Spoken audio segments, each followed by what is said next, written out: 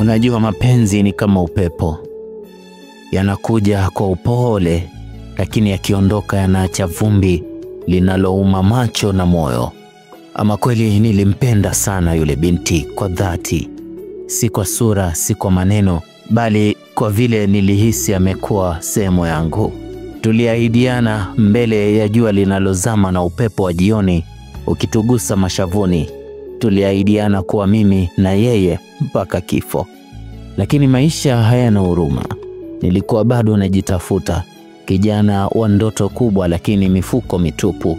Nilimwambia subiri kidogo, siku moja nitakuwa mtu, nitakuvisha pete, nitakulinda, nitakupenda zaidi ya leo. Unajua alichofanya?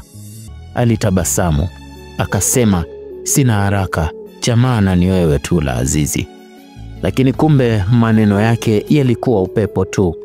Miaka haikupita mingi, nikasikia tetesi kwamba yule niliyekuwa namtumia meseji za mapenzi usiku wa manane amevalishwa pete. Si yangu bali ya mwingine. Mwingine mwenye pesa, mwenye magari, mwenye majibu ambayo mimi nilikuwa bado nayatafuta. Nilijaribu kujifariji, nikaambia nafsi yangu, labda hakunipenda, labda alihitaji raha tu, si moyo. Lakini ukweli ni huu, moyo hauwezi kudanganywa. Niliumia, nililia kwa sauti ya ndani iliyosikika. Nikaapa sitampenda tena mtu yeyote kwa moyo wote.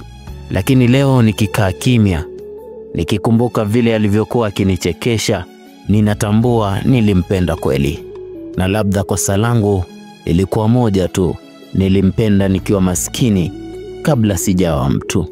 Na sasa nikijitazama kwenye kioo najiuliza, je, kama ningekuwa na kitu angebaki, au mapenzi yalikuwa biashara ambayo mimi nilikuwa sina mtaji? Maskini mimi.